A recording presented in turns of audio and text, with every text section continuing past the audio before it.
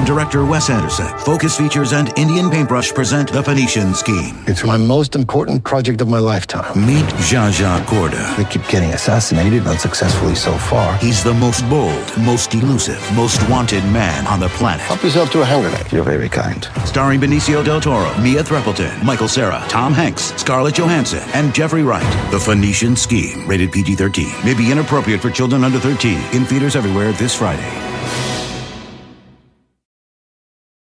Ryan Reynolds here from Mint Mobile with a message for everyone paying big wireless way too much. Please, for the love of everything good in this world, stop.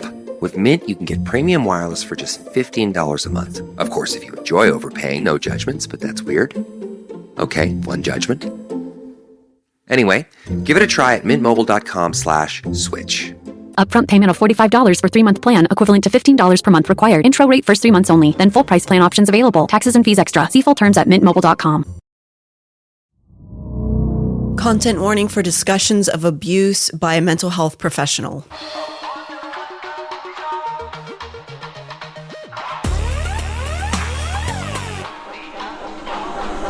Someplace underneath.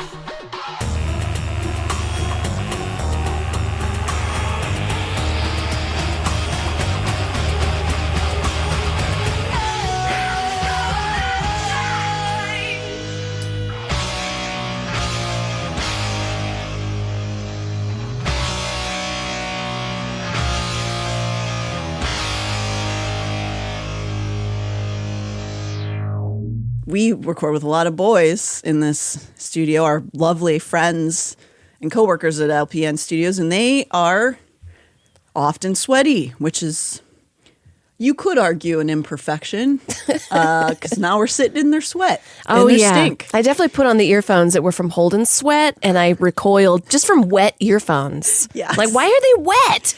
He has a lot of thoughts that are loud, and I think that they just start coming out of his pores, you know? Welcome to Someplace Underneath. I'm Natalie Jean. I'm Amber Nelson. Yeah, we are, what a perfect time to be talking about mental health in a time when we're all feeling very mentally well. Oh, perfect. Tip-top shape. Yeah. I wake up every morning just excited. Yeah. I guess you could technically say it is the best time to talk about mental health when everybody's not doing well. So I guess it is the right time, right? Perfect. I love it. I love this go get 'em attitude, Natalie. Yeah. Very Aries of you. Oh, yes. I feel like I am a very stereotypical Aries, whether or not that is mystic or not. So yeah, we're going deep into the land of mental treatment, and in the best of circumstances, it can be a spooky place to go into. Our brains are weird little fortresses of intrusive thoughts and fears and worries and desires, and we don't really know exactly why stuff still happens in there, and we're all just trying to figure it out, you know? Even professionals aren't really sure of what's going on. And when you're told not to think about something, like I think I've told this story before, but I used to have a roommate back in the day, and I was talking to her about masturbation and how I would masturbate before I go to a party because I don't want to get pregnant. Mm-hmm. And then she was like, but you can't do that because you're not thinking about God. And I was like, well, I mean, I can't think. You don't know God what I'm thinking about. What if I am thinking about God? Yeah, no, and also I think with that mentality, unfortunately, then leads to things like being pressured into things that end up becoming pregnant anyway, because you have to have some bodily autonomy, right? Yeah. So this is sort of the crux of maybe some of the issues that we're going to be coming up against when we talk about mental health care and the LDS church kind of colliding. Oh, because they get their own cronies in there. To be A like, little you weren't bit. thinking about God. Little bit. So as we enter into this frontier of the bizarre colliding worlds inside of the LDS Church, I do want to just add a caveat. You already know, and we have listened and spoken to and read a number of sources, but we are not professionals in the mental health field. And I am certainly not here to provide you an answer as just to why like this level of harm has happened in the church. But I feel like I have a better grasp of it now that we've done these episodes. The process of understanding the human brain is so complex and is even today not even close to being fully understood. I don't know if we'll understand the brain that much more in our lifetimes. No, it's a whole universe in there. Yeah, it really is. It's cool. I think it's fucking metal. It's cool as hell. Aren't there more synapses in your brain than stars in the universe? Somebody said that at a bar, and I believe them, so I don't know. I'm going to say yes, and I'm not going to check. Yeah, it's extremely complex. So because of that, people who are therapists have their own brains filled with jelly that are confused. And a lot of that means that sometimes things they'll result in missteps and damage in an attempt at healing the mind. Or you could also say sometimes the process of trying to help mentally ill people was just to put them in a basement. Right. Did not look at them anymore. That's happened a lot. So we're going through a lot of trials and tribulations with like trying to figure out how to deal with mental health issues, how to deal with what is even a mental health issue, what is mental illness, right. What isn't it? And sometimes they put them in dungeons. Right, because weren't wives put in dungeons because they were voted differently than their husbands? Yes, I was actually going to bring that up today because of how much that blew my mind when we covered that. I want to say that was during maybe the American Child Bride series, that was a reasonable reason to drop your wife off at an institution, is that she had political disagreement with you. Wow. That was a thing that happened in this country. So by the 1800s, the mental institutions were a whole thing. And I think we're all aware that a lot went terribly wrong there. There wasn't really one-on-one therapy at that time. You kind of just put them all in a big room, kind of like what they did with me when I was in high school. And I was a bad kid. They just put us all in one room together away from everybody else. It was called emotional support. That's where we all sat all day. That's what they did for mental patients for a long time. And some of those missteps were, probably an attempt to help. Some were malicious in nature. You hear all the horrible stories about the torture and stuff that went on, but some probably were meant to be helpful. And then by the time the 1900s roll around, we get the Freuds and the Jungian stuff, and we're starting to more analyze, it's not just they're defective. Maybe let's figure out ways that we can process thoughts in a different way. And so they're trying to right the ship, but, it's still quite hellish on most accounts. I've never heard anybody say, my great-grandmother had a great time when she went to a mental institution in 1920. And there would also be the journey of like, what's mental illness? Well, it used to be gay. Gay is bad. A woman is hysterical. Got a masturbator, like that shit happened. So it's a learning curve, I would say, at the very least. Most of us have seen One Flew Over a Cuckoo's Nest and Girl Interrupted. Those are based on real experiences, though, of course, they're like Hollywooded up. But you've seen those movies? Have you seen? Yeah. I still love me some Girl Interrupted. It gets me, it like does something scary to my brain. Oh, absolutely. Like I can't watch it, to be honest. I have to watch it in clips and parts. Because if I were to sit, I like start to itch, It's great. And I actually recall having my first pre-panic attack ever in my life watching that movie when I was about 19. And I had my first panic attack, like full one, about 2 years later. But that was the first time I felt that level of uncontrollable anxiety. But I think in a weird way that's like really cool because it helps you explore women's mental health in a way that is uncomfortable. Mm-hmm. But I completely understand what you're saying. You probably have a level of anxiety too. Oh, a lot. Yeah. And then there's people like we hear big famous people, Drew Barrymore, Maria Bamford, they were institutionalized for a time and they discussed that. And it wasn't that much better by the time they got there, which, 80s, 90s, 2000s. But now we've added in psychiatric care that is more one-on-one over the decades. There was a lot of learning curve of that nature during the 60s and the 70s. So that leads us back to what we were talking about last week, which is covering a little bit about how perhaps the satanic panic of the 80s and 90s came about, and partly was including LDS Queen Beatrice Sparks. Oh, yeah.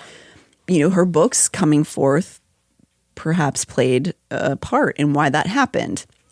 Beatrice Sparks started incorporating the idea that she was a mental health specialist into her, what we call that, a press packet, right? She was not accurately portraying her qualifications. She was calling herself a doctor. Oh, like the influencers do on Instagram or whatever? Yes. And they're like, I'm a wellness coach, because you can just say that. You can. And that's then another just thing be we're going to have to talk about in Utah. It's a big problem. But Beatrice, back in this day, this was the 80s and 90s, it was a lot harder to Google search because it didn't exist yet. And so you couldn't kind of make bigger lies work for a longer amount of time. And she just decided she was now a psychotherapist.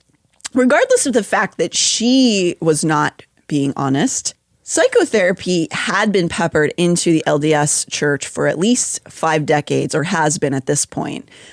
In an ironic twist, this fake doctor, Beatrice Sparks, influenced a lot of real therapists with her books, especially Jay's Journal. However you feel about mental health care, you could say that mixing a very specific, relatively extreme doctrine into medical care doesn't tend to work out that well. And so even though Dr. Sparks wasn't really a doctor, this idea of the panic, the moral panic that Jay's Journal, if you'll remember, that was when she bastardized that poor LDS boy's suicide and made it into this other thing. That influenced a lot of psychotherapists, including in the LDS community, who were already, maybe you could argue, primed to have those fears instilled to them. I'm not making the claim that you can't be religious and be a therapist. You, of course, can be religious and be a therapist. And you can even incorporate religion into your therapy if you're open about it. I pray all the time when I don't know what to do or I'm really anxious. And you could say, oh, God isn't real. And maybe, but if anything, it gets you to sit still and just to like think on a topic, maybe write it down. And when you write it down, it's like 50% solved. Yeah. And with therapy, a lot of people hold those beliefs as well. And if they're telling you they are, it can actually be kind of a positive experience for somebody. However, there's a level of personal emotional disconnect that's supposed to be present in therapy settings. So I asked some questions to a psychotherapist I know who's an ex-Mormon, and she was just to remain anonymous, but I transcribed some of her answers. This is her response when I asked her whether it was ethical for a therapist to incorporate their LDS faith into their therapy. And this is what her response is. This is an area that I think is generally fine, as these therapists appeal to people who want to see someone in their faith. I'm fairly certain all religions have similar directories. I know there are other Christian and Jewish directories, and I would assume there are Buddhist and Muslim directories as well. People with deeply held religious beliefs are often wary of secular therapists, and really therapy in general, so they will seek out religious therapists. There's a lot of stigma around therapy. It suggests a moral failing, that your relationship with God isn't strong enough or authentic enough to relieve you of suffering. Essentially, it's your fault you're in distress. And often, seeing a secular therapist can be seen as turning away or rejecting the services available to you from the church, Mormon or any other Christian denomination. Why can't you go to Pastor Jim or the priest? Are you ashamed to reveal some horrible secret? A secret so horrible you can't tell God? Have you tried praying? Are you praying the right way? It never stops. I would agree. Yeah. So her point there, and again, she grew up in the Mormon church and is a psychotherapist, is that it's not inherently harmful if you are practicing, for example, a practicing LDS member and a therapist. It can be like really healing for somebody who's emotionally distressed. Go like, this person is in my church and they understand. You don't want to go to the same ward probably, but somebody who practices my faith can understand some of my qualms. And ideally, in an ideal world, that therapist would be able to separate certain religious beliefs from medical science that they need to incorporate. So somebody would be like, Amber, I think you're really anxious because you moved around a lot. So you always have this need for preparation and thinking 5 steps ahead, and not like, Amber, I think you're anxious because God is doing a little curse on you. Yes, exactly. So in a great situation, you would have the former, that what you just said. However, sometimes therapists own religious biases can even maybe subconsciously leak into practices. We're only human after all. I almost sang it at you, but I didn't. Isn't that nice? So the subconscious religious biases and the science of mental health could actually be seen as opposing ideas in some situations. And like so much of the discord we see playing inside this church, holding these two opposite truths at once in your noggin can kind of make you go a little bit cuckoo banana pants. Right, because then what's the reality? What is reality? Yeah. So we hear the term cognitive dissonance a lot these days, thanks to our unhinged political landscape. But in my unprofessional opinion, I get the sense that often LDS therapy practitioners or practitioners in mental health care have a hard time doling out secular science while also holding their Mormon beliefs in place. And I shouldn't say many, some of them. As stated, there is no evidence that the satanic panic was created by therapists of the LDS faith. In fact, the satanic panic was just the latest and centuries-long line of fear of, what we call the othering people, which, of course, has direct connections to what? Anti-Semitism. The concept of blood libel has direct correlation with moral panics. So this is not, again, something that we are blaming the LDS Church for. Dr. Frankfurter, a doctor of religious studies, and let's just get it out of the way, his name is Dr. Frankfurter.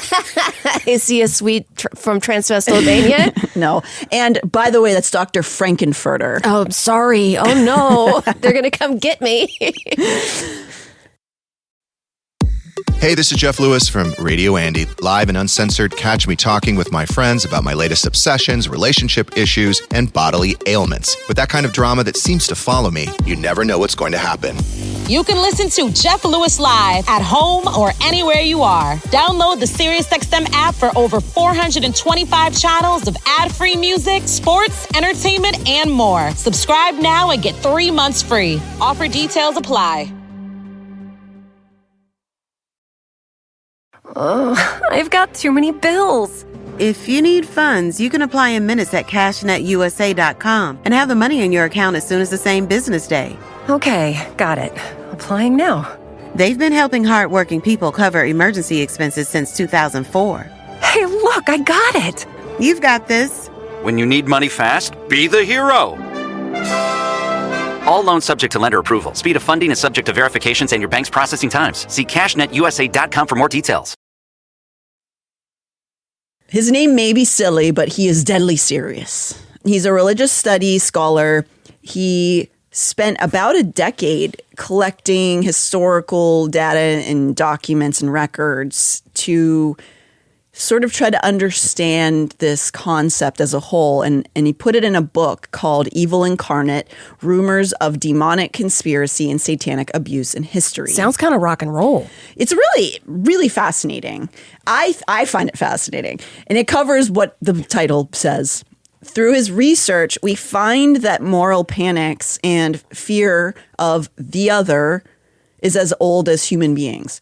We see it in the first 200 BC, we see it in 700 BC, and then what we probably would be more familiar with is like in the 17th century, fear of witches, of sensual women coming from the woods, crones, or just straying into alternative religions. So even if it's just like a different branch of Christianity, a lot of times that was like not good. Do you think this stemmed about from when like early hominoids, when it was like, because there were lots of different quote unquote people, like Neanderthals, and that sort of looked, but like a little bit different, and that we just kind of kept that in our brain? It's quite possible. Maybe there's a level of like the monkey brain of that different thing is a threat to me because they're going to come like chew my face off and steal my baby. Around the fire. It could totally be that. Which is why I hear we have some people that are night owls. You're not a bad person if you're a night owl. That is inherent in human DNA because somebody had to be awake at night to watch over the fire. Sounds like something a witch would say, but whatever. But that is something like, for example, with somebody who likes being up at night would have caused potentially a moral panic. Yeah, like why are you up at 3 a.m.? Mm-hmm. The moon's out. What's going on here? Like, no, this is inherent in our DNA, and it's like, no, get up, because you're different. Or if you're lucky, instead of get them, they'd say get out. We see that play out really well in a 2015 movie called The Witch, which if you've never seen, I highly recommend. It is a folktale telling of a family banished from the settlement in early U.S. Settlement world. And it's because the father had a slightly different religious leaning than the Puritans that were in the settlement, and they were exiled from the fort for being a little too different. So the family goes near the edge of the woods and builds a house and slowly goes insane by fear of the wilds. Well, they take that from actual transcripts from that time. So the language and the dialogue you hear is what people sounded like. It's a great movie. Yeah. I love that movie. So that's really, like you just said, really commonly documented from the time. I mean, I get it. Even today, I'm terrified to live by the forest. Yeah, it's scary. Bigfoot's in there. Yeah, all kinds of stuff. Mostly I'm afraid of men, just like hiding. Just hiding. Yeah. Oh, man, last night, I shouldn't have done this, but like 2 a.m., I was like, let me see Ghosts in the Wood videos on TikTok. I just rolled over. It was like, let me see. I do that all the time when Henry's out of town. I love watching ghost footage. I'm obsessed with ghost footage. Civil War ghost footage is fucking crazy. But I end up scaring the shit out of myself every single time. And I always do it. I can't help it. I'm addicted.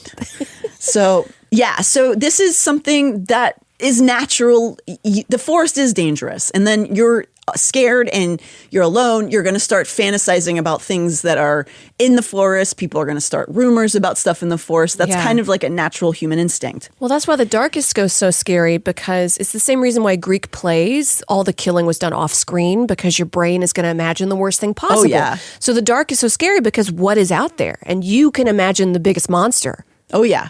I think some of the best, most effective horror movies barely have any gore in them because it's the suggestion of what's happening is much scarier to me. Like the Twilight Zone episode back in the day when they had all these rules of what you could show. It's one of the scariest scenes in TV where these kids are at the bottom of the pool and then their parents are getting a divorce. So the beings at the bottom of the pool are like, you can stick around, you can stay here.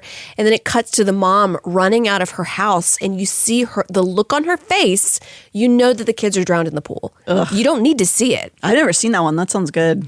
It's really good. All right, we're giving a lot of recs of things to watch this week. But your brain is the spookiest haunted house. It is. What you can imagine. And unfortunately, that makes you xenophobic in certain instances, which is not good. So though the U.S. is not exclusively somebody who's experienced moral panics, we really seem to have kept the tradition alive more than most other countries. Every single nation has had and faced waves of moral panics, and sometimes due to Christian missionaries showing up to a people who already had a spiritual practice and went, hey, let me tell you about this thing called Satan and hell and how you're in big trouble and you better do this stuff. And then they become terrified of Satan.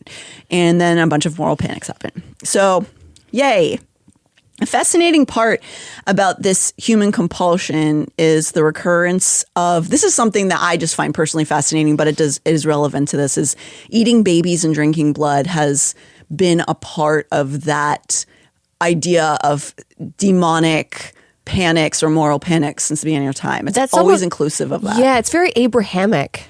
Yeah. Because that's in a lot. It's very biblical, you're right. Jinns do that, you know. Yeah, it's so true. Yeah, there's a lot of that in religion as well. I guess in some ways that is like an inevitable conclusion because fetuses, like we all started out as just soup. Like we were just human soup. And it does feel like there's a certain amount of magic that comes with fetal development. And like a newborn baby with all of that birth magic and fragility, it's the perfect weapon in a lot of ways because it's like powerful but can't protect itself. I think it's an easy way to weaponize the idea of the other. It's like easier to blame the things going wrong in your life. Like my crops are failing, my family's sick, my homestead's bad because of like this person practicing evil over there. Right. Or we got to sacrifice them or like sacrifice the goat in the village. Sure. Yeah. I thought this was really interesting. That same doctor, Frankfurter, he has some really interesting talks about fetal magic and how people dating back to Rome and Egypt would use fetuses as curse objects, like stillborn fetuses, which, again, I'm not saying it's good, but it makes sense to me in a weird way. But I think that could potentially play into how babies end up being in these like practices. It's just like the most vile thing you can, think of off the top of your head. Whoa. So if I wanted to curse somebody, say like an ex that did me wrong, I can just like go find a fetus and then just be like, fuck you. And then like. I think you have to do a bunch of chants. Okay. You got to light figure some that candles. out. You got to figure out like what is required in that process. Wasn't there a lady that she had a bunch of aborted fetuses in her basement? That's a very traumatic story. Trigger warning for anybody. Yes, that woman was there's been a couple. One of them is she was a prominent figure in the pro-life movement, that lady. But there was there was a doctor, I believe, there's been a couple. Yeah, what's up with the pro-life lady? Like, did she just go down there and just chill out? I think she's struggling. I think that maybe she could use some therapy. I also want to just mention there's the fear of women. We've talked about this already, of progressivism, things changing. And we'll see that playing out over and over, even up into modern times, when we have women doctors and therapists who are sometimes themselves perpetuating these stereotypes. They're, sort of upholding the patriarchy, if you will. There always were women doctors, as we've talked about, but you didn't hear about them because they got kind of erased out of history. But now we have openly women doctors. But the instances that you may have heard about in our modern time, like during Pizzagate and QAnon, 4chan stuff during the first Trump presidency, and man, is that a depressing thing to write out. Right. Is that pizza place still open? I think so, yeah. Comet Pizza? Comet Ping Pong, I think it's called. I believe it is, but I could be wrong. Pizzagate, QAnon, they were the latest widespread examples of blood libel, satanic and moral panics, and anti-Semitism. It's still currently playing out in certain parts of our society as they stray further and further away from reality, like an astronaut just losing its tether further away from the ship. It does seem like a natural conclusion with all of these details in mind. It seems like the natural conclusion, perhaps, that mental health treatment would become entangled with moral panics. Because, you just look at it this way. Moral panics are fear. Fear causes anxiety. Anxiety can breed mental illness. More than that, many, many instances of perhaps well-meaning mental health practitioners have participated in the moral panic, subconsciously or not. Just like physical medicine, mental care is on a learning curve. Sometimes in that curve, you'll also end up having people who intentionally cause harm or become more interested in self-preserving glory over care of patients. We saw that when we talked about Michelle Remembers. The overarching belief is that that doctor believed Michelle, but then sort of gaslit himself when it was like, this probably didn't happen. But then he got really addicted to being on Geraldo and talking to police forces and stuff like that. And so eventually his oath was replaced by a need for fame and notoriety. Primum non nocere. First, do no harm. I was like, did you just do a spell? Is there objects floating in the room right now? It is funny that so many things that we put into movies and stuff that sounds scary is just Latin, just like a language. Yeah, so that is the first part of the Hippocratic Oath that doctors take, do no harm, right? And I don't know if I pronounced that correctly. I did take 3 years of Latin in middle high school, and did I absorb next to nothing? Yes, but I believe that's the correct way to say that. That's awesome, though. That's so cool. It was wasted on me. I just really got into it because I like the mythology. My little Latin class was comprised of one half future burnout potheads, other half going into pre-med geniuses. Guess which one I sat in? You're a little bit of both.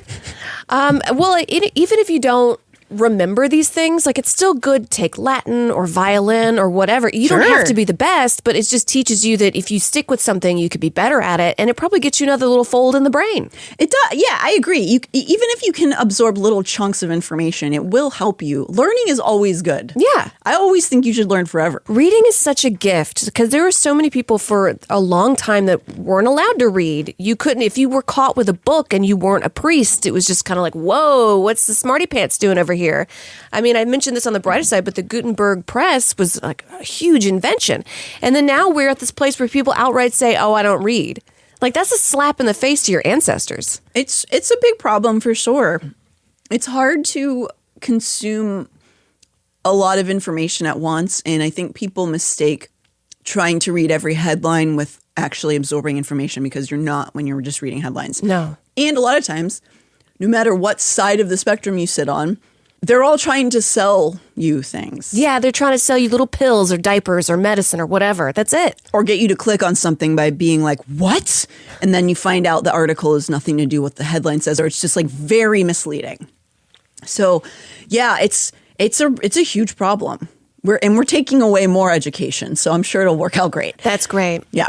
Please read. Please go find a way to find reading again. The way I was an avid reader, and then for a time period when I was like basically like a nomad, I didn't have books anymore, got out of the habit. But then the way I got back in about like 6 or 7 years ago was reading all of my favorite Stephen King books that I had read before, and then it just sort of like helped me back in there, because it's a little intimidating when you stop reading books. You're like, oh, big book. No, but you should take 2 sentences and then put them together in your head and create a story, and not have some like BuzzFeed headline feeding you information. Absolutely. So in this idea of doing no harm being the first thing that people who are practicing medicine do, sometimes they fail at this because they're human and they make mistakes. Some people, however, want to play God, and they don't really think too hard about the doing no harm part. Last week, we spoke about the LDS homemaker turned author turned fraudulent therapist Beatrice Sparks. Her successes in Go Ask Alice and Jay's Journal gave her the confidence to continue to build upon her house of lies. Over the next decade, in the late 90s, she wrote 6 other books of the same stripe, diaries she, quote, found, each with a cautionary tale about being a little slut or druggie or a gay person. At this point, it's like, Beatrice, where are you walking around finding these things? Well, what alley are you hanging out in? And that's commercial break. Nice. Ooh, hear that? My neck cracked. So satisfying. Speaking of satisfying, I just used a Clorox toilet wand. Ooh, with the cleaner already in it? Yes. All in one. The brush just clicks on. Click. Then you swish, swish, swish. Ah. And pops right off into the trash. Just click. Swish. Pop. Clorox. Clean feels good. Clean feels good. Oh, we're back. Use as directed. If you read that book, Unmask Alice, he does bring that up. He's like, where is she? Like, she's just going on the trails, looking around for all these dropped your unemployed diaries. friend at 2 a.m. Yeah. So each one of these books escalated her own tale until she began incorporating her made-up degrees into the credits. Like I mentioned, by the mid-90s, her credit became, in all of the books she was putting it out, edited by Beatrice Sparks, Ph.D. You can't just lie about that. She apparently did for her whole career, her whole life. In her 1996 cautionary tale called Almost Lost, she inscribed at the beginning, Almost Lost is a work of nonfiction based on the actual counseling sessions between Dr. Sparks and a suicidal teenager. So whether or not she was cosplaying, whether or not she really just wanted to, you could argue, oh, she was just making that a part of the fiction story that she was a doctor, but she didn't. She told people in her real life she was a doctor. She caused a lot of harm. But regardless of the fact that she wasn't a real doctor or therapist, it doesn't change the fact that the Mormon belt where she came from, it's quite common to this day to have mental health counseling from laymen, including in the troubled teen industry, all the way up to life coaching. We'll come back to that. Oh, the troubled teen industry where they just like lock these kids away in the forest. Don't worry. We'll have a whole big discussion about it. Oh, yippee. Yeah. So Beatrice technically kind of fell into that beyond the fact that she called herself a PhD. She could have just called herself a life coach and just done the same shit she was doing. But though Beatrice's credentials were fake, it didn't stop people with degrees from latching onto her stories, like I mentioned, especially Jay's journal. We said last week that Jay's journal can be partially credited with boosting the satanic ritual abuse mania in the late 70s to 80s to early 90s. Therapists across the globe, far outspanning the very most known, the most notorious one, Lawrence Pastor from Michelle Remembers, he was the one that everybody knew. But many, many therapists were implementing this into their therapy treatments. And when I say this, I mean repressed memory therapy. So repressed memory therapy is directly connected to satanic panic because of the insistence on finding these things that happened to them. Right. Don't you remember when you had horns glued to your buttocks and there's like no scars? Yeah. And we know that there were many, many therapists who started implementing this and possibly triggering false memories. We know this because the way the satanic panic partially died down was because of insurance companies not wanting to pay for people's health care.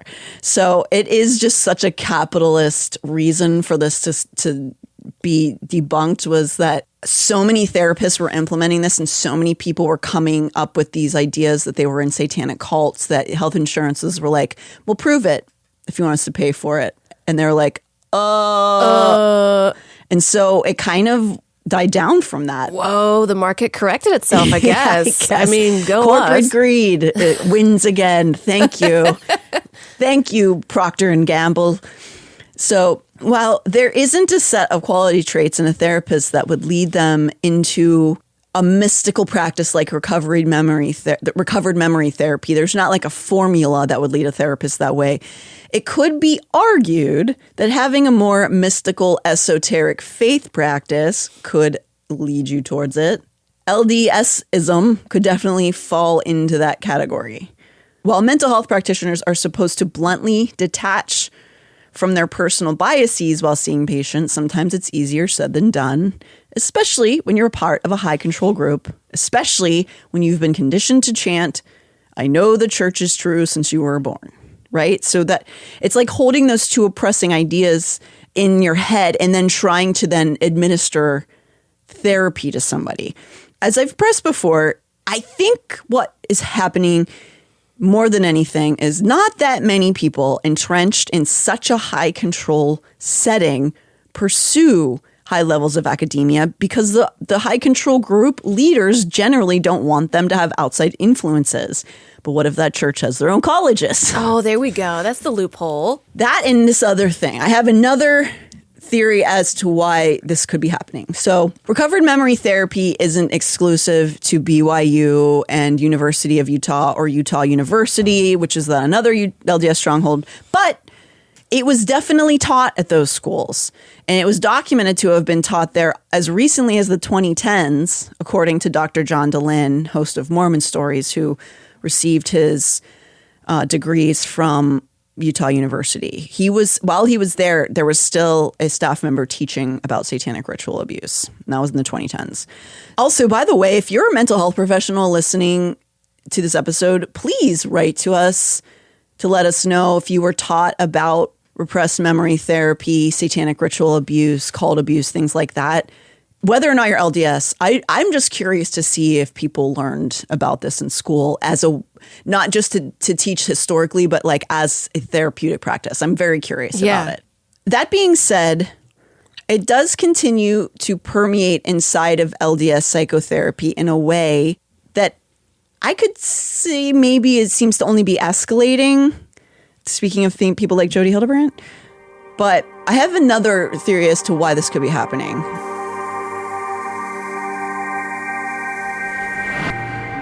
Associate licensed therapist and ex-Mormon Jordan and her husband McKay, who's an alumnus of BYU Idaho, discussed some potential spots of educational neglect in the typical LDS student academic career. These are, of course, only representing their own experiences. Science at a religious university, how does that work? Like, do they teach, life begins at when, the sperm enters the egg, or creation, like anything in history? Like, how does that covered? In the, they call the entry level classes, they call them foundations at BYU Idaho. I'm not really sure exactly if it's the same exact thing at BYU Provo, but the first 2 weeks of those classes, especially regarding science, are apologetics for how you can be in a career in science and also be a firm believing member of the Mormon Church. So essentially where they kind of draw from is from people like Marion G. Romney, who is Mitt Romney. He's related to Mitt Romney. I can't remember in what capacity, grandfather or something like probably that. His dad, with how old Mitt Romney is.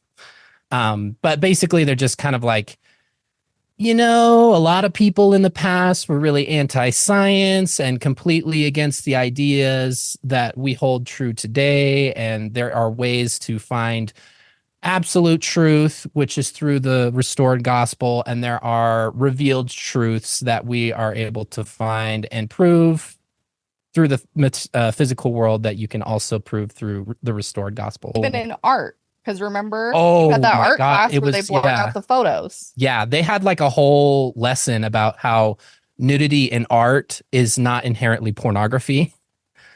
And then even in some of the anatomy textbook pages, they would blur the reproductive organs of people. It was just, So tell me how you're getting a good basically education if you can't even look at the photo, the biology photos in the textbook. That's concerning. Yeah, it contributes to the infantilization of the Mormon population at large. It's really popular for the adults even to sing. Not that there's anything wrong with singing children's songs or whatever. I'm not really singing Blippi because I want to. It's just because I hear it all the time with our child. But they really kind of glamorize the children's songs and those kinds of things. And then this kind of just contributes. Well, it never clears up. You never have the, and parents don't teach their kids sex ed from my experience. So you have full grown women coming to me that don't unfortunately know their own anatomy, not by necessarily any fault of their own, but they've never had any experiences where it was oh, that's what that looks like, or that's abnormal, or this is normal. And all of that goes out the window.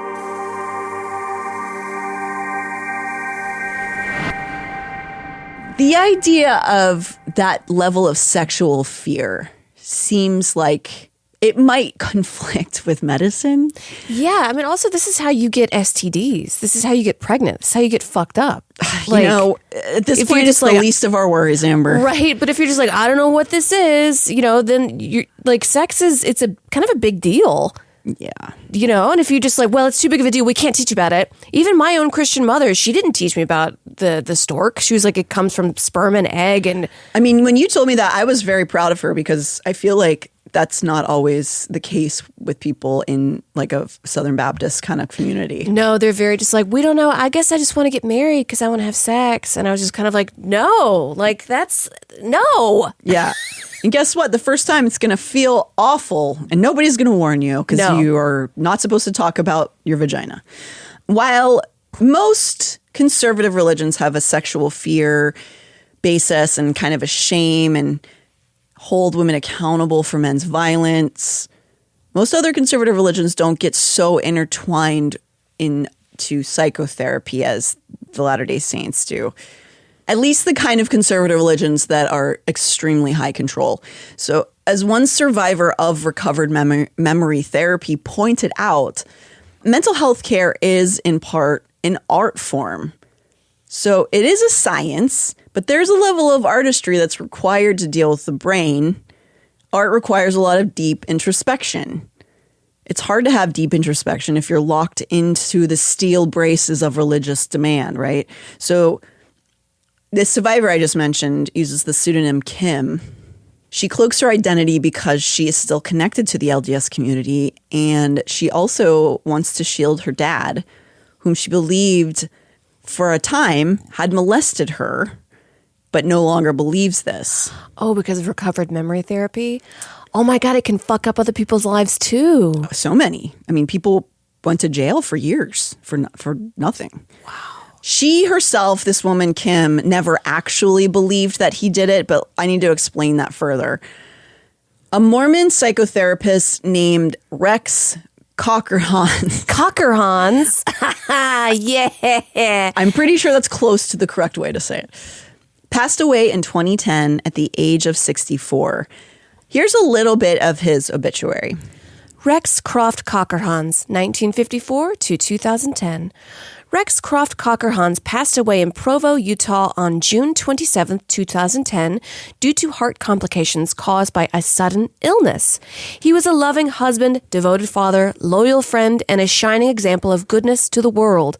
He graduated from Orem High School and served an LDS mission in Los Angeles. On July 9, 1976, he married the love of his life, Jan, in the Los Angeles LDS Temple. He was a gifted therapist at Cotton Tree Family Practice and cherished his relationships with his colleagues there. Through his work, he helped save many marriages and lives. Oh. Which, you know, of course it's an obituary. It's going to sound... You're not going to be like, they were a piece of shit. Fuck them. Like, although, have you seen a couple of those? Those have been pretty good when somebody like talks about their mom who abused them. I've feeling the release they must feel from doing that. But yeah, for the most part, obituaries are going to be the sweet version of somebody. But like every obituary, I imagine, this doesn't paint a complete picture of that man. And the things that I've heard about him, that kind of obituary is a little frustrating. So Kim, again, is a pseudonym, who once was one of his patients, participated in a book. She contributed to this book called True Stories of False Memories. She was a patient of Dr. Rex, and Kim was a faithful member of the LDS Church, just like Rex was. And in the early 1980s, she was a young bride, and she was having kind of a hard time in her young marriage. What she describes is not weird or uncommon or really alarming. It's just they were a young couple. They just had a kid. They were stressed out and they were arguing a lot. Postpartum depression. It's very real. Right. And because they were LDS, they started all that process as soon as humanly possible. Very young parents. Well, Rex Cockerhans just so happened to be an elder in their ward. And he just so happened to teach Kim's husband in some men's activity in the church, and he just so happened to be a marriage counselor. How perfect. Seems like a contradiction. Like, I don't want to know you. Yeah. Even at the get-go, we now would recognize that as a boundary violation and like unethical. And maybe even back then, but I see a lot of repetition in the LDS Church of not holding boundaries very well within the community. They don't teach people boundaries very often. Yeah. And so whether or not it was just like a time period thing, he agrees to give them counseling. And Rex would meet with us in the basement. I think it was of the girls' dorm there. We only went a couple of times to see him. And he was basically working on communication skills. And we were noticing it right away. It was helping in our relationship to put into practice these communication skills. And we were starting to think, well, maybe we don't need a lot more about marriage therapy. Maybe this is going to be good. But I still had emotional pain, but the marriage was going a bit better. And then one time when we were there for the marriage therapy, just out of nowhere, he turned to me and he said, now, you've been sexually abused by your dad, right? And I had never thought about that, never suspected that, had no memories, anything even closely related to that. Oh, what's that called? Where they're just like, you did this, didn't you? And you're just like, no, I didn't. There's like a term for it. You mean the gaslighting? Gaslighting. But even in this case, it's like almost too stupid to be gaslighting. Like the idea that a therapist would tell you what happened to you and then go right is actually kind of Mormon, because you're supposed to go into the church and say like, I know this is true and I know this is true. And it's not because you feel it. It's because they tell you need to say that. So it's almost like not that weird for him. I mean, it was weird. She was shocked by it. This is a little bit, she then reads out a little bit from her contribution to that book, True Stories of False Memories. And I'd like to share something from my writing at the time when I had written down my therapeutic experience right after it ended. This describes what that was like for me.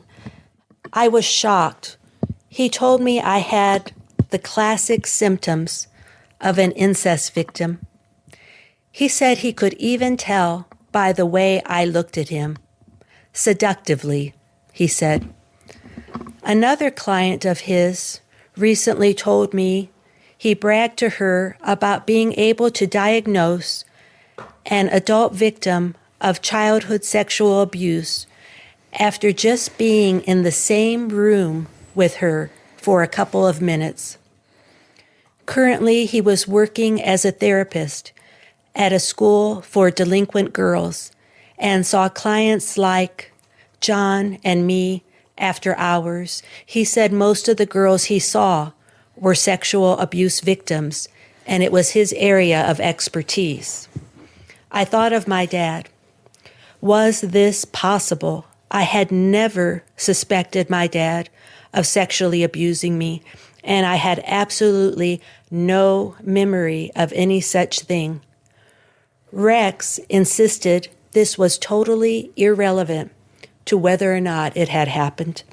He told me I had probably repressed, hidden away in my subconscious mind, all of the ugly memories because as a child, I was too emotionally weak to deal with it. He said it had stayed buried all this time until as an adult I could deal with it. I stumbled out of his office like a zombie the night he, out of the blue, sprung his diagnosis on me. I felt like I had been diagnosed with a terminal disease. I respected his diagnosis like I would have a doctor's, and it was presented with the same authority. So this guy sounds not only sexually sick, but also this is how, like I was saying, this is how dictatorships happen. Because I was looking into, not saying Mormons are Nazis, not at all, but I was looking into... saying Mormons are not. But I was looking into like how Nazis believed and behaved and how they were raised as children. And it was essentially to like shut up and obey. And freedom is seen as scary. So you want someone just telling you what to do, and this is right, and I believe this is true. Well, there is a lot of evidence that there are active LDS members participating in those like National Front, you know, those guys who walk around with the ski masks. Yeah. The ones that have been caught and arrested, there were multiple young missionaries and stuff. So Steve Bannon just did the Roman salute. Well, with Mormonism, it's already kind of prepped for it based on white supremacy ideas. So it's not that far of a statement. Not that most... Not saying Mormons, they're all like this. Most no. members of the LDS Church are not, but... No, but this is how you get a tyrant. This is how you get someone with like unchecked power. It's because you just sit and you're like, okay, I guess so, and you tell me this, and then I know this one thing to be true, and you just get them to repeat these things over and over again. Oh, yeah, for sure. And that's to say Kim was not... She was very disturbed by this. But again, she was taught to believe if you follow these rules, this order, things will work out for you. And she saw him as a professional. She saw him as a member of her church. And who is she to question? Yeah, you can't go against... He's a man. He's an elder. Mm-hmm. He has a degree. Honey, you're just a girl. What you believe in your inherent gut feeling is wrong. Yeah. Suppress that, put that to the side, and then go with whatever this guy's saying. And this is sort of my point of bringing up why I feel like satanic ritual abuse and repressed memory therapy went so well with LDS people, LDS therapists, because they were already kind of set up to make this be like, I'm going to tell you what happened to you. And it's also spooky, and it involves the devil, and it involves secrets and things like that. And so Rex himself is just one of many practicing in this manner, which even at the time, what she describes would have gone against therapeutic teachings. That was not just the time thing. He was breaking a lot of ethical things there. And what I think is important in this statement is him mentioning that she was giving him seductive looks. Yeah, fuck you, buddy. That's you. Yeah. And ultimately, yeah. Is that a creepy and gross thing to say to anyone, let alone a client you're seeing? Yeah. You could chalk that up to him being just a run-of-the-mill pervert, but there's something that rings true to the teaching of the LDS Church regarding purity. Sex is to be feared. Sexual thoughts are to be avoided, which is impossible, by the way. That's why they hate women so much. It's because they're sexually attracted. So then no matter, like every religion, it's just like, cover up, go stand over there. What are you doing speaking? Get over there, hide, get the kids and get away from here. Which, by the way, covering up doesn't stop rape. No. So again, with LDS Church, women are responsible for not only their own continence, but a man's thoughts. Later in that same interview that Kim was talking about him saying she looks seductively at him, she goes on to say later on in their sessions, Rex would also mention, Rex, by the way, who was working at the time at a troubled girls' school in Provo. Yeah, I'm worried about that too. What if this goes girls? At the time he was treating Kim talks about how he told her that nearly all of the girls in the school had been sexually abused and that they were all trying to seduce him. Which I'm going to bet my farm didn't occur like that.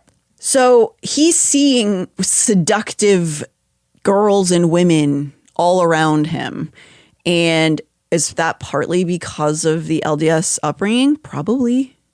It's kind of just written into their doctrine. But because he's a guy, he's protected? Yeah, I mean, for sure. And also he's dealing with either vulnerable minors or women who are in the church and told to listen to what he says. This method of sexual repression in the church does not jive with mental health care. Full stop. I'm going to say that as a harsh statement. This level of sexual shame does not work if you are a mental health practitioner. We've watched this play out. We're going to talk about Jodi Hildebrandt. Don't you worry. But it's continuing to play out in this way. The sexual shame, trying to avoid sexual thoughts or masturbation, does not work with mental health care. Sexual shame overrides nearly everything in LDS teachings. Trying to serve a patient with mental health counseling while holding this stringent, oppressive view is going to be a massive problem. If you can't detach from your LDS teachings about this sort of stuff, you should not be talking to people who are receiving mental health care. That's just the way it is. I'm going to just say that. Yeah. The sex, it could be a wonderful, lovely thing. And if you equate it with all bad, it's only to make kids and you're born out of sin, I mean, that it's going to make you cuckoo for Cocoa Puffs. Yeah. It's almost a natural conclusion that his obsession with purity culture would lead the conversation into these problematic directions. Kim also goes on to describe his severe boundary breaking. She asserts now that he was most likely grooming her, which I imagine in his mind would have sounded like, oh, this sexually violated woman is using her demonic powers on me. I must be so brave to face this evil. It's probably how he saw it in his head. Because he's the big man. Mm-hmm. And he sees women as trying to get him. All of these teenage girls are just trying to ruin his marriage, which is insane, by the way.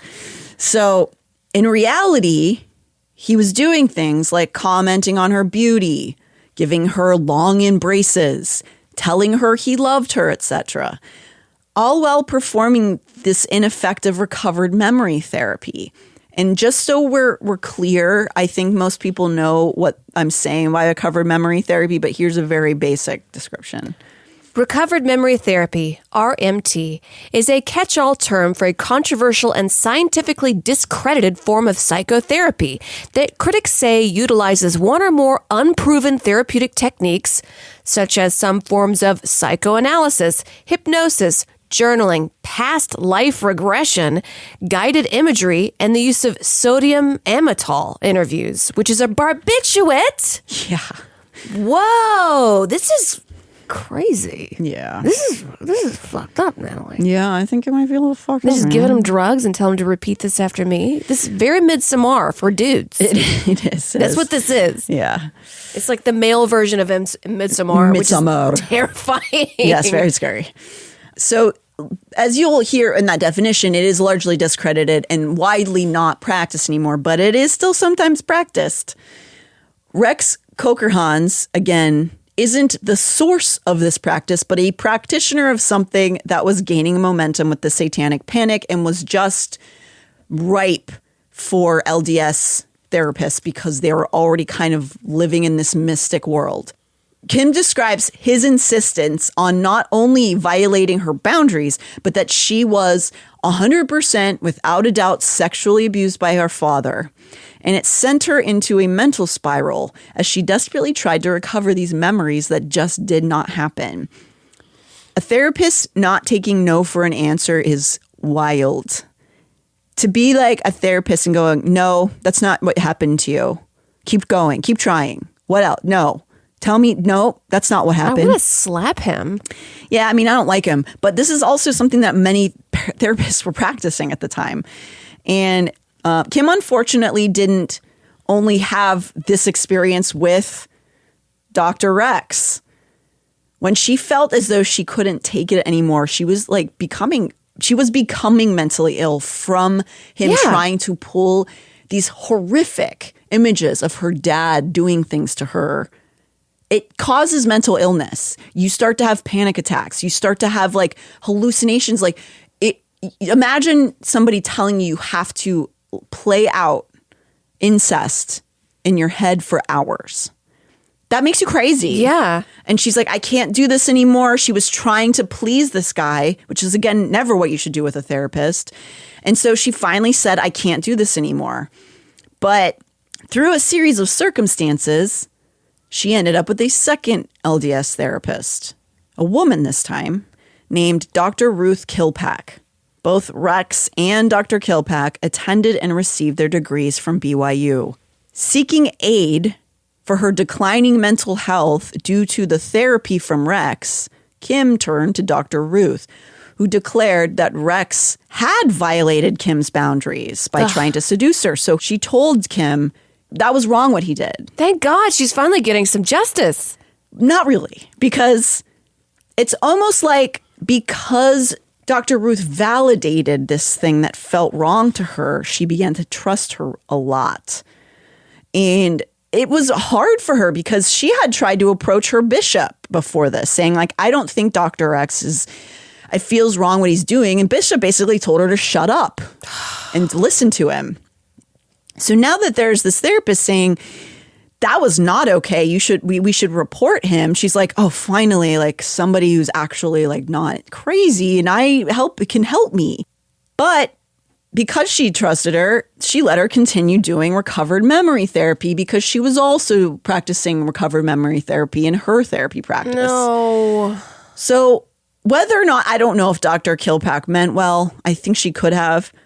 She was also under the spell of LDS doctrine mixed with recovered memory therapy, which was combined with her fear of sex, the inherent misogyny from being inside a patriarchal church, and she only quadrupled down that Kim had absolutely been molested by her father and then yes-anded it. This is so sad. It reminds me of this this scientific study done, I think in the 60s, back when scientists, their morality was just kind of all over the place. They're just we put the monkey in the box and it's sad. But there was one where a beagle was put in a box and it had these electric things on the bottom. Oh, God. And then there was a hole cut and then you could jump to the other side. And the beagles when the hole was cut and they could jump to the other side and there was still electric shocks over there, they decided just to stand there. And the ones that didn't have electric shocks on the other side were able to like have hope and jump through. But the ones that trusted and then were denied again, the scientists noticed that the beagle just stood on the shock pad and then just kind of like gave up. Jesus, Amber. I'm sorry. I'm sorry. So when you trust something and then you're like, okay, this is my final trust, let's go. And then you get shocked on the other side, you're just going to stand on the electric pad and be like, fuck it, nothing matters anymore. Hope is lost. Yeah. Sorry, Adam. As horrifying as that was, I think that's accurate to a lot of people's experiences in this kind of community. And it's actually really fortunate that Kim found her way out of it, because some people just never really recover from it. And with Dr. Ruth, she's like, actually, yeah, you were, but all this other stuff too. So she liked to practice, she liked to engage in group sessions. She had a bunch of ladies who she saw who had recovered their ritual abuse with her. And she would, what Kim described was, it felt almost like Dr. Ruth would get a group of them and they would workshop ideas about their molestations. Like what she described sounded like the writer's room at SNL, like on Thursday, just being like, all right, so your dad touched you and then your uncle touched you. Yeah. No, wait. No, it was 3 women who abused you. No. Wait. It was your dad and your uncle. Oh, yeah. God. It's almost like the sexual purity leads you to just be way sicker in sex. Well, it definitely doesn't teach you boundaries, and it doesn't teach you healthy sexual practices. That's for fucking sure. Yeah, like we've talked about this too, which is in the world of LDS culture, masturbating, being gay, molesting a child, same level. Premarital sex is next to murder. But they're also saying masturbation is basically as bad. So you might as well do it all. So your mind's just like, I don't know. I think I'm a monster because I want, even this woman, Kim, I highly recommend listening to her interviews on Mormon Stories, but she had a sexual drive as a young woman. She was attracted to the man she was supposed to get married to, and she felt like she was a monster. So you think you're a monster and you're a normal human being. Yeah, being attracted to your fiance is good. What do they want from us? Like just like this, just to be in a prison, I think. I guess your mind, so that you don't ever question them, and then it's just a bunch of sick dudes sitting in an ivory tower that get to like take all your money. It just comes down to money. Well, most of the time. And if you say all this stuff is bad and you got to second guess yourself and put on all these other memories, then you're too busy freaking out about being attracted to your husband in order to think, wait, why am I giving 10% of my tidings to this? I mean, I think you're on to something there, Amber. So fuck. So Kim in these group sessions was only obviously more confusing and traumatizing. And on a side note, her description of what both Dr. Ruth and Dr. Rex were doing strikes some eerily similar chords to what Jody Hildebrandt would eventually be doing, but we're not there yet. Eventually, after years of torment, she happened across a news story just by chance about something called false memory recovery, which was being talked about by the 90s as a backlash to all of these people who had gone to jail over false accusations of ritual abuse. It was this like keystone moment for her where she was just like, oh, I'm not crazy. That's what happened to me. She had been trying to understand why she felt crazy, why she couldn't remember these things they said had to have happened to her. Wow. She felt, it's so sad because, you know, her dad was imperfect and she admits he was an alcoholic and he could be cruel. But then you take that kernel and in recovered memory therapy, they go, that's because you're not remembering the whole thing. Oh, God. And that's why like big fascist regimes, they go after reporters and journalists first because they don't want you being like, I feel like what happened to me was wrong, but I can't put a finger on it. Oh, let me read this paper. Holy shit, it was wrong. Yeah, absolutely. That's definitely a control-ish. Controlling information is like textbook. So the fact that she found people talking about this, that there were all these people who went through the same thing as her was like so freeing. And that's like how I felt when I learned what a panic attack was, because in the 2000s that wasn't discussed. No. I remember seeing a discussion about a panic attack on Good Morning America or one of those today. I think it was the Today Show. And that being discussed and being like, oh my God, I think that's what's happening to me. Maybe I'm not going to have to be put into the basement of a mental institution for the rest of my life because it was too scary. There was no discussions about that. I was living in a prison of fear in my mind because you couldn't just say you were having like complex anxiety disorder. You just went like, I guess I'll probably get taken away at some point when I just like intrusive thoughts come in. You're like, I'm just going to like run in front of a car or something. And God, that was like 20 years ago. Yeah. And we like to look at like early shell shock victims of like World War I and being like, oh, look at them. Why didn't they discuss the therapy they needed? But, after the Afghanistan war, people coming home like fucking gooted out of their gourd. Not okay, that's for sure. And we're just like, here, listen to some Creed. Here's some The Punisher. Oh no, those are two worst things. We should have never given them those things. So Kim got this relief from learning about false memory recovery and this practice being sort of debunked. And thankfully, she never publicly accused her dad. And her dad actually never even found out any of this happened, which is good because like she didn't want people to think that he had done that. And I mentioned that obituary earlier about Dr. Rex because you're going to paint this good picture, but like what Kim then reveals is that he had these massive protests from his former patients outside of his office because he fed the same story and probably also tried to seduce a bunch of them, that they had these, they were molested by their father, all this stuff. And they were so ashamed of it that they did a protest all wearing face masks because they would have been shamed for having been like in therapy. Yeah. And so, or even having premarital sex, even though it didn't happen or whatever. Like whatever stigma would have been attached to them. So there was this huge process of all these women outside of his office. And that's surprisingly left out of his obituary. A bunch of women hated your ass. Just stood outside and screamed about what a terrible person you were. I would like to finish this episode by saying, obviously it should go without saying, but I'm going to say it. Child abuse and incest happens all the time. This is not a takedown of people who've reported their child abuse. It is vital that we address this as a society. It is a continuous epidemic, one that many experts and non-experts like myself believe is directly correlated with purity culture and sexual shame. It's not that we have to look critically at somebody when they make a claim. We should always start by believing and then work backwards. It's rare to have false allegations, but it's also important to take into consideration things like the influence of recovered memory therapy, which has resulted in many people later coming forward and retracting their accusations, saying that they had implanted memories because their therapist made them come up with it. Memory is a really difficult thing to process. It's now believed that most people will never, it won't be a thing almost ever where you're just walking around and then one day you're like, I lived in a basement for 10 years. You know what I mean? You might have blurry memories that you might be able to remember more details about as you talk about them, right? Like you might have, I felt like this thing that happened, I can remember these parts and these parts, and you can, go through different methods with a therapist and you can kind of pull stuff out.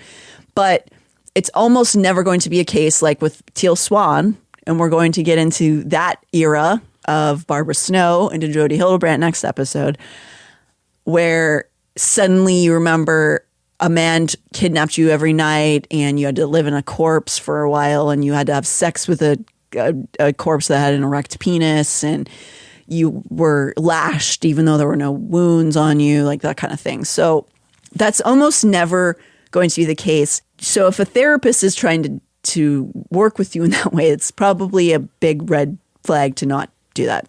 You actually still can see Dr. Ruth Kilpack right now. What? Yep. I kind of want to go. We really should do a tour of all of them. Ritual abuse is something that is actually something that can happen.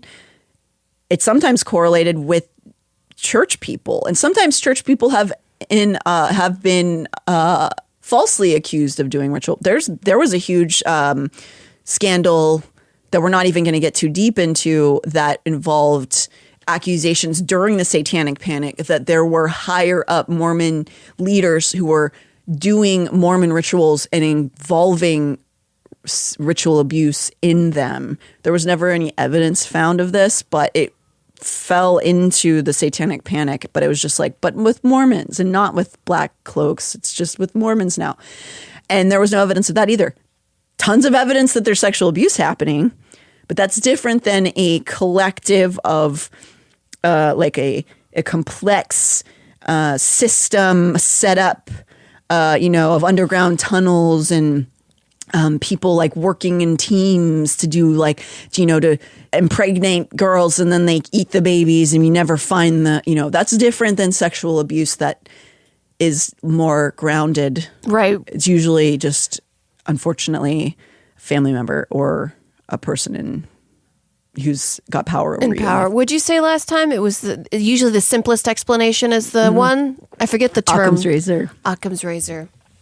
Well, unfortunately, it's usually the most boring, and that's why you got to pay attention to all those really boring news outlets when they're just kind of like on the floor speaking like this. Because page 500 of that bill, it's going to say we should get rid of women's right to vote. Yes, unfortunately, that is not that much of an exaggeration. I love it. Yeah, so with Kim's case, she had these two separate therapists trying to squeeze water from a stone because, again, while her dad was not perfect, what they were trying to pull from her was purely fiction and working under the guise of, well, Kim had some negative feelings about her dad. So we have to be like really you just got to be aware. You've got to try to engage in wellness that will both allow professionals to come in and help you, but also you have to be able to understand things on like a lay person's level. I always say this I'm going to put it into the context of contortion training, which is something I love to do. You can't really do that unless you have a passion for anatomy and kinesiology and stuff. Like you have to like it because no matter how good your coach is, you're going to be more likely to get hurt if you don't know what is happening in your shoulder and your hip girdle or like where your muscles connect and things like that. So it's always just like good to be able to like see red flags. Yeah. I'm not needing to give advice here, but see the red flags, trust your intuition. Yeah. And if somebody demands that you chant something over and over again, it's probably not good. Chill. See you next week. Coming up next week. Even LDS authority figures aren't safe from SRA allegations. Though there are substantiated sexual abuse accusations fully teeming with evidence appearing at every corner in the Church of the Latter-day Saints, where there's still some who were wrongfully accused. Enter Teal Swan's therapist, Barbara Snow.